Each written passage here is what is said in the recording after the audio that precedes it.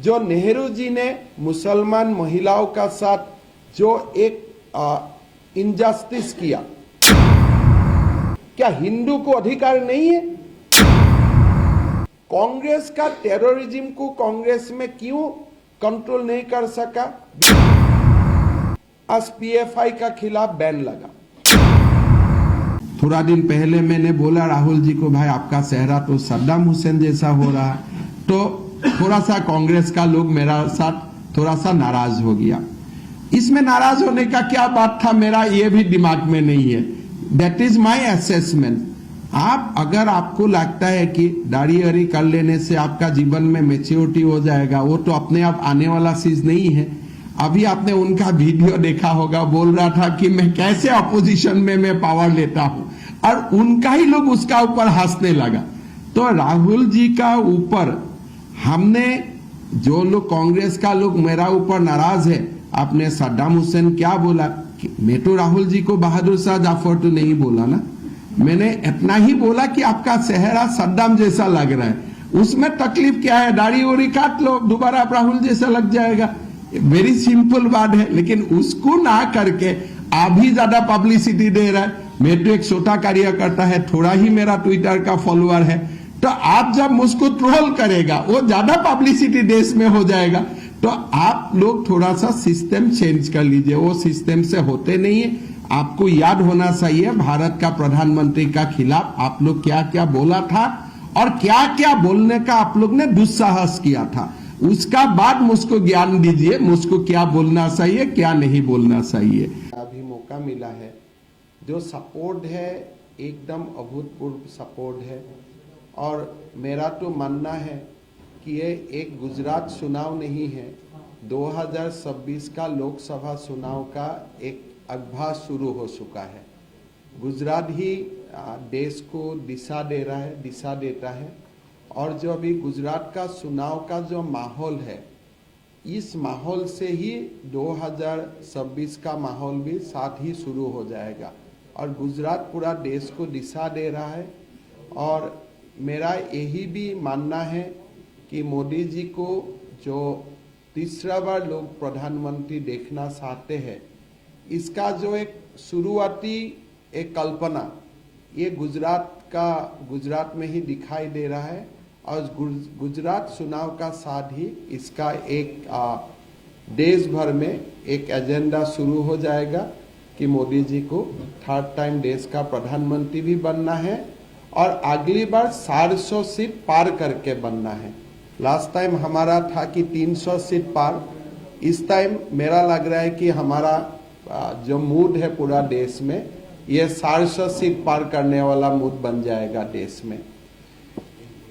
गुजरात में जब मुझको पहला बार आने का मौका हुआ, उस समय मैंने श्रद्धा और आफ्ताब का बात उठाया था, तो लोगों ने प्रश्न किया था कि भाई गुजरात का साथ श्रद्धा आफ्ताब क्या लेना देना है।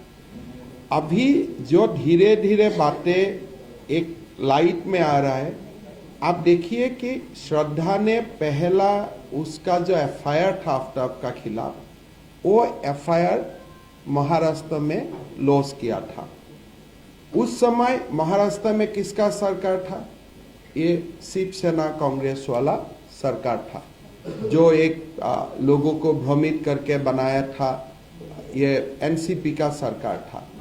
पुलिस ने डरा के धमका के श्रद्धा का एफआईआर रजिस्टर होने नहीं दिया। अगर कोई भी प्रदेश में, कोई भी देश में कोई आके ऐसा एफआईआर डालते हैं कि मुझको मारने का धमकी दिया है, it become a criminal case.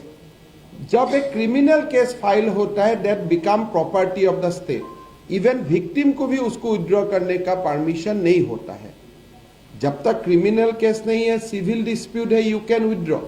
But जब एक क्रिमिनल मामला बन जाते हैं, तो क्रिमिनल मामला को you cannot withdraw like that, because criminal मामला में after the information it becomes property of the state.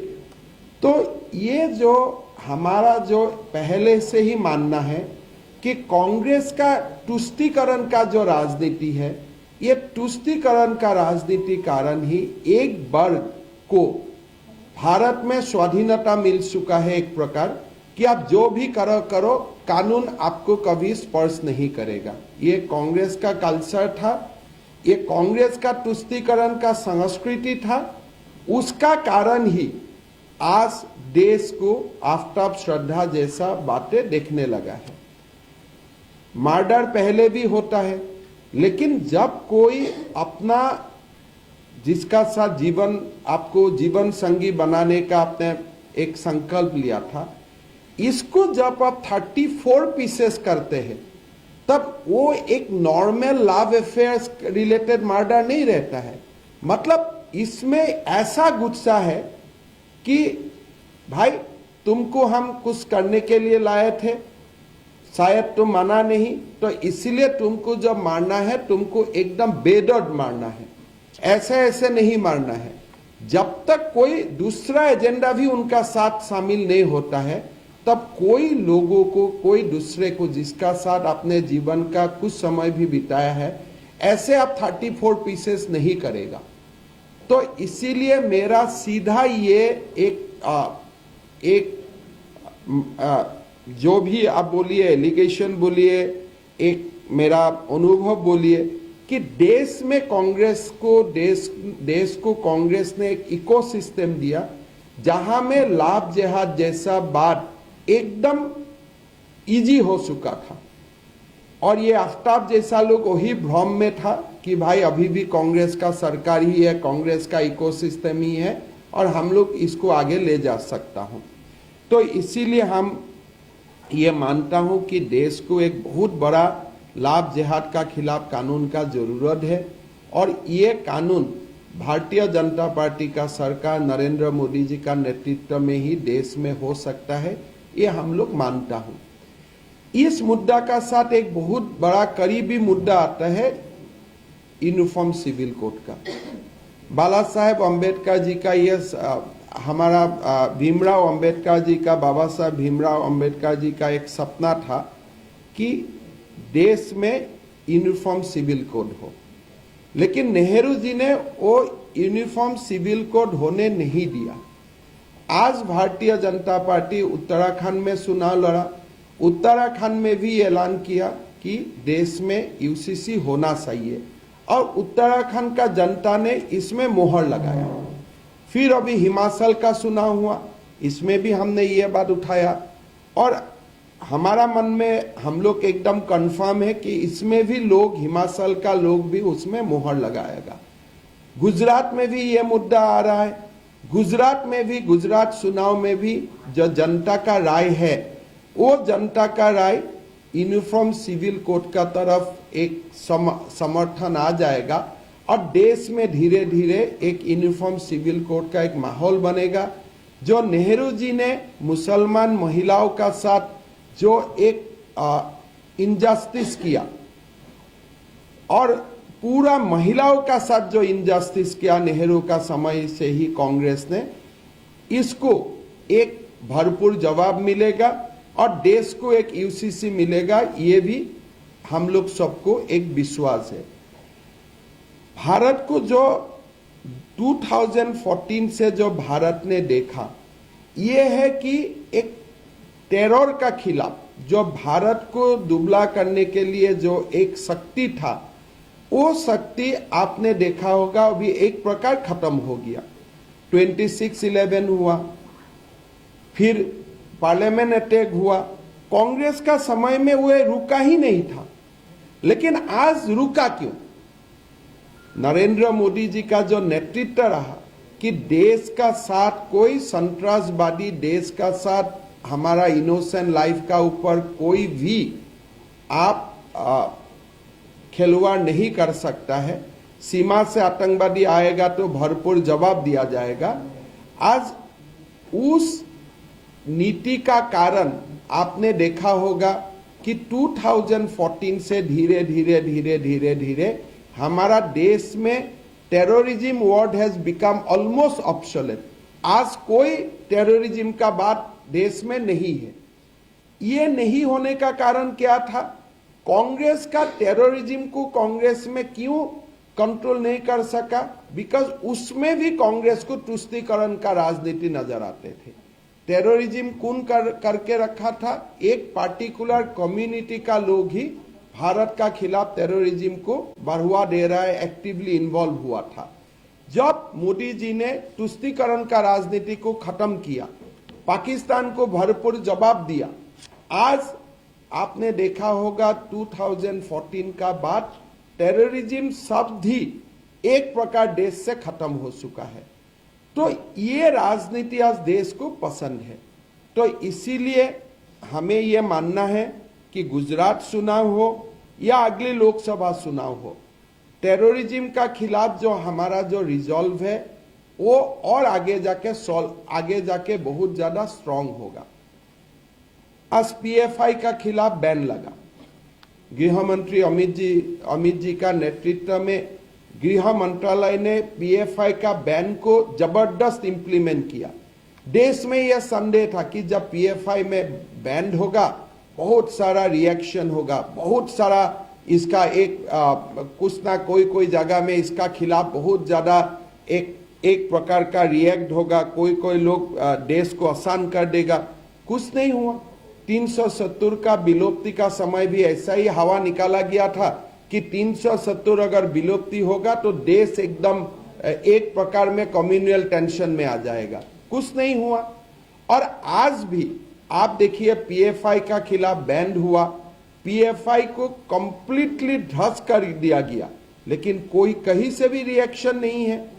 आज हमारा गुजरात का चुनाव घोषणा पत्र में हमने ये बोला हो कि एंटी रेडिकलाइजेशन यूनिट होगा, बिकॉज जब आप रेडिकलाइजेशन हो जाता है you are attacking the disease कि भाई हो चुका है तो you are controlling it. But हमें वैक्सीन चाहिए रेडिकलाइजेशन का खिलाफ कि रेडिकलाइज हो ही नहीं सके। अगर रेडिकलाइज हो सकता है जब तक आप पुलिस का नजर में आता है तब तक कुछ ना कुछ कर लेता है। तो पहला बार गुजरात का चुनाव घोषणा पत्र में एक बहुत बड़ा वर्ड आया एंटी रेडिकलाइजेशन। मतलब रेडिकलाइजेशन होना ही नहीं चाहिए देश में। It is both positive and it is both affirmative भी है, एक पॉजिटिव डिक्लेरेशन भी है, और साथ साथ हमारा एक शक्तिशाली निर्णय को भी दर्शाता है कि हम देश को रेडिकलाइजेशन देश में होने ही नहीं देगा। तो ये जो गुजरात का घोषणा पत्र में आया, इससे हमारा देश को रेडिकलाइजेशन का खिलाफ लड़ने में, तुष्टीकरण का खिलाफ लड़ने में एक बहुत बड़ा बल मिलेगा। आपने राहुल गांधी जी को भी देखा है, थोड़ा दिन पहले मैंने बोला राहुल जी को, भाई आपका चेहरा तो सद्दाम हुसैन जैसा हो रहा, तो थोड़ा सा कांग्रेस का लोग मेरा साथ थोड़ा सा नाराज हो गया। इसमें नाराज होने का क्या बात था, मेरा ये भी दिमाग में नहीं है। That is my assessment. आप अगर आपको लगता है कि दाढ़ी वाड़ी कर लेने से आपका जीवन में मैच्योरिटी हो जाएगा, वो तो अपने आप आने वाला चीज नहीं है। अभी आपने उनका वीडियो देखा होगा, बोल रहा था कि मैं कैसे अपोजिशन में मैं पावर लेता हूं, और उनका ही लोग उसका ऊपर हंसने लगा। तो राहुल जी का ऊपर हमने जो लोग कांग्रेस का लोग मेरा ऊपर नाराज है, आपने सद्दाम हुसैन क्या बोला, मैं तो राहुल जी को बहादुर शाह जाफर तो नहीं बोला ना, मैंने इतना ही बोला कि आपका चेहरा सद्दाम जैसा लग रहा है। उसमें तकलीफ क्या है, दाढ़ी वाड़ी काट लो, दोबारा आप राहुल जैसा लग जाएगा। वेरी सिंपल बात है। लेकिन उसको ना करके अभी ज्यादा पब्लिसिटी दे रहा है। मैं तो एक छोटा कार्यकर्ता है, थोड़ा ही मेरा ट्विटर का फॉलोअर है, तो आप जब मुझको ट्रोल करेगा वो ज्यादा पब्लिसिटी देश में हो जाएगा। तो आप लोग थोड़ा सा सिस्टम चेंज कर लीजिए, वो सिस्टम से होते नहीं है। आपको याद होना चाहिए भारत का प्रधानमंत्री का खिलाफ आप लोग क्या क्या बोला था और क्या क्या बोलने का आप लोग ने दुस्साहस किया था। उसका बाद मुझको ज्ञान दीजिए, मुझको क्या बोलना चाहिए क्या नहीं बोलना चाहिए। गुजरात का चुनाव एक देश को एक बहुत बड़ा सपना का आभास हुआ कि पहला बार देश में यह बोला गया कि हमारा भारत में भी ओलंपिक हो सकता है। कब होगा, कैसे होगा, that is a different aspect. International Olympic association हमको करने देगा, कब करने देगा अलग बात है। लेकिन आज एक देश का प्रधानमंत्री जी का प्रदेश से ये एक घोषणा हो चुका है कि now India is ready to host Olympic. एक बहुत बड़ा ऐलान है। हम भी कहीं ना कहीं स्पोर्ट्स में इन्वॉल्व हो।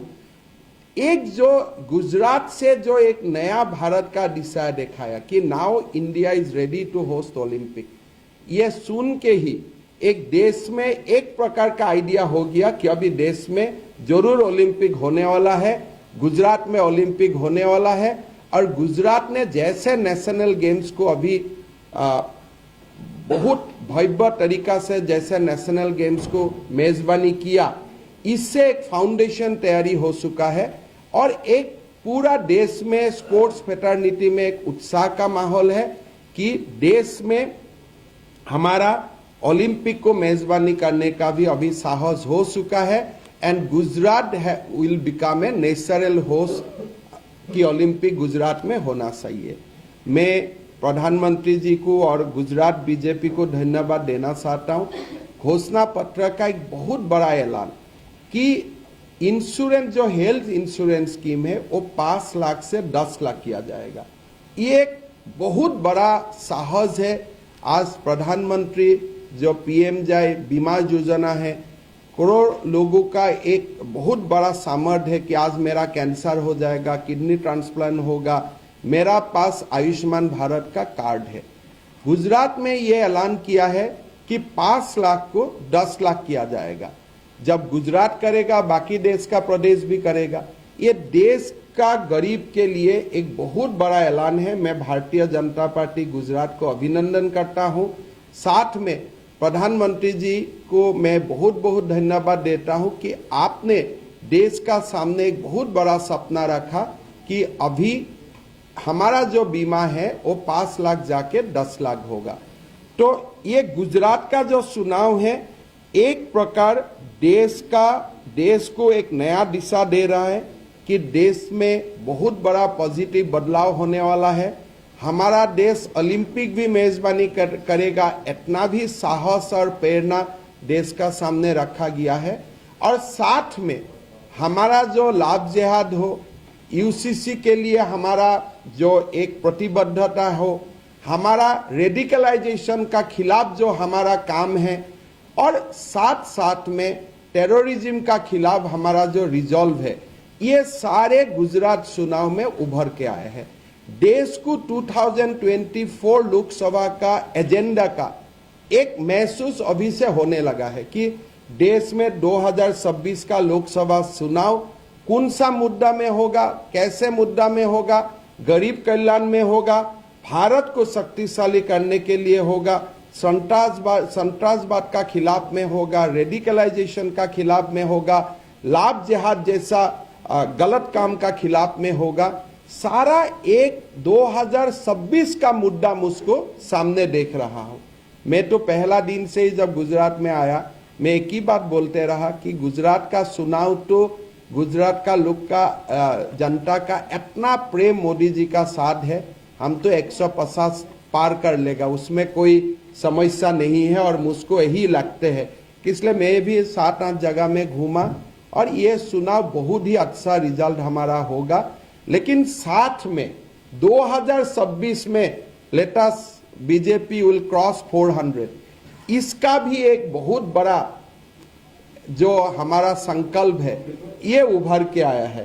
तो इसलिए मैं गुजरात का लोगों को, गुजरात का जनता को मैं हृदय से बहुत बहुत धन्यवाद देता हूं कि आपने मोदी जी को देश को दिया, देश का सेवा में दिया। आज राम जन्मभूमि से बाबा केदारनाथ तक, केदारनाथ से माँ कामाख्या तक भारत का सभ्यता संस्कृति का जो पुनरुत्थान का जो सपना था आज साकार हो रहा है। थोड़ा दिन पहले दिल्ली में एक सभा हुआ था हमारा लासित दिवस का, मतलब महावीर लासित का 400 बर्थ सेंटिनरी। और सभा में मैं ही बोल के मेरा भाषण को समाप्त किया था। वल्लभ भाई पटेल को बहुत समय नहीं मिला, 1 साल में वो देश को जियोग्राफी के लिए एकत्रित किया। जितना कम समय था उसी समय में ही वो देश को जियोग्राफी के लिए एकत्रित किया। लेकिन आज मोदी जी ने मधेपुर उत्सव किया, नॉर्थ ईस्ट का लोगों को गुजरात लेके आया। एक भारत को कि भारत का आत्मा एक है, इसका एहसास दिलवाए। तमिलनाडु का लोग जाके काशी तमिल संगम कर रहे हैं। जो भारत को आत्मा को एक करने का जो काम था, सरदार वल्लभ भाई पटेल ने देश को जियोग्राफी के लिए एक किया। समय कम था, लेकिन आज प्रधानमंत्री मोदी जी ने देश का आत्मा को एक करने का काम कर रहे हैं। अभी जो यूनियन ऑफ स्टेट वाला लोग है वो एक जगह में रह गया, और एक भारत श्रेष्ठ भारत लोग एक जगह में रह गया। और ये जो संघर्ष हो रहा है देश में कि एक भारत श्रेष्ठ भारत और यूनियन ऑफ स्टेट, ये लड़ाई में हम लोग बहुत आगे निकाल गया। इसलिए देश हमेशा प्रधानमंत्री मोदी जी का ऊपर कृतज्ञ रहेगा, गुजरात का जनता का ऊपर कृतज्ञ रहेगा। इसलिए गुजरात ने हमको ऐसा देश के लिए काम करने के लिए ऐसा बहुत बड़ा नेता देश को दिया, जो सदियों में कभी एक होता है, कभी एक ऐसा नेता आते हैं। उस नेता को गुजरात ने भारत को दिया, तो मैं गुजरात का धरती को प्रणाम करता हूं। अगर आप लोग को कुछ पूछना है। सवाल ये है कि आप जितनी की बातें कह रहे हैं, आपने लब्धियात की बात की, आपने राहुल गांधी की सद्दाम की बात की, आप लगातार इस निशाने पर हैं कि आप हिंदुओं को पोलराइज करने की इस तरह की बातें करते हैं।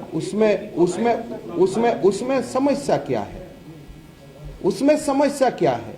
क्या हिंदू को अधिकार नहीं है एज ए पॉलिटिकल शक्ति बात करने का? क्या वैसी क्या ही वो अधिकार है क्या पोलराइज करने का? हमें भी ये अधिकार है कि भारत में आप सनातन संस्कृति का बात करो, भारत में आप भी हिंदू का अस्मिता का बात करो, और साथ साथ में मुसलमान समाज में जो महिलाओं का ऊपर शोषण हो रहा है उनका खिलाफ भी बात करो। तो ये क्या हिंदू का अधिकार नहीं है कि हिंदू का गौरव गाथा को बोलने का, कि हमारा देश में राम था, हमारा देश में कृष्ण था? आप क्यों सोचता है कि हिंदू का गौरव गाथा बोलने से देश पोलराइज हो जाता है? कोई सारा मुसलमान हिंदू का गौरव गाथा से प्रेरणा लेता है कि हम ये देश में वास करता हूं जो देश में राम था, कृष्ण था। कम से कम हमारा, मैं जो देख रहा हूं, मेरा बहुत मुसलमान दोस्त है, वो लोग हिंदू का जो देश के लिए कंट्रीब्यूशन है उससे वो लोग उससे प्रेरणा लेता है। आप लोग ये पोलराइजेशन सब लाके हिंदू मुसलमान का बीच में प्रॉब्लम खड़ा करता है। ये देश हिंदू सिविलाइजेशन है, सनातन सिविलाइजेशन है, और मुसलमान को भी इससे गर्व है। देखिए, पहला बात, कोई ये नहीं बोलता है कि एक वर्ग कंप्लीटली रेडिकलाइजेशन है, उस वर्ग में देश प्रेमी भी है। बट अनफॉर्चुनेटली जो पीएफआई है, जो भी सिमी है, वो भी उस वर्ग से ही आते हैं। उस वर्ग से देश प्रेमी भी आते हैं, लेकिन उस वर्ग से रेडिकलाइज एलिमेंट भी आते हैं। तो हमें उस वर्ग का जो देश प्रेमी हो उनको साथ में लेके जो रेडिकलाइज वाला एलिमेंट है उनको नाश करना है। कभी ये भूल मत कीजिए, आज का जो नया गुजरात है वो 2002 का फाउंडेशन में ही हुआ है। तो 2026 नहीं, 2050 में भी 2002 का जिगर आएगा। इसलिए हर दिन गुजरात में दंगा होता था, हर दिन पोरबंदर में क्या होता था। जो नया गुजरात बना ये 2002 का फाउंडेशन में बना। जैसे मैं असम में बात करता हूं, हमें कभी 1979 भूलता नहीं हूं, इसलिए that was the year of Assam agitation. तो 2002 का फाउंडेशन में ही नया गुजरात बन रहा है। नहीं तो गुजरात में हर दिन दंगा था, हर दिन मारपीट था, तुष्टीकरण का राजनीति था, खत्म हुआ, विकास का राजनीति उभर के आया। सो तुष्टीकरण से जो विकास का राजनीति हुआ उसमें 2002 was a year of change. तो गुजरात का, नया गुजरात का जब तक इतिहास होगा और संग्रह शुरू रहने तक होगा, तब तक 2002 का जिक्र आते रहेगा। नहीं, हम तो कार्य करता है। नहीं, गुजरात का मुख्यमंत्री भी आसाम जाते हैं, एक भारत श्रेष्ठ भारत। आदरणीय मित्रों, હવે આપણે 1-to-1 તો કરવાનું છે, એટલે નહીં ક્વેશ્ચન એક જ પૂછી લેજો, એમને મોડું તો પછી 1-to-1 નહીં દેશો, નહીં 1-to-1 નહીં છે। બસ यहाँ पर है, वो कह रहे हैं कि प्राइम मिनिस्टर जो है जहाँ पर भी जाके सिर्फ सिंपैथी बटोरने की कोशिश कर रहे हैं, उनको खड़े किया जाए, वो झूठों के सरदार हैं। खड़गे जी भी यहाँ आया है, ये तो एक बहुत बड़ा न्यूज है। मैं तो इतना साल रहा कांग्रेस में, कोई खड़गे बोल के कोई था, मैंने 22 साल कांग्रेस में रहा। कांग्रेस में कभी मैं बिना गांधी और कोई नाम था मैं उसको महसूस ही नहीं हुआ था। अगर खड़गे जी गुजरात में आता है ये अच्छा हुआ है, उनको घूमना चाहिए गुजरात का विकास का बारे में आइडिया लेना चाहिए उनको।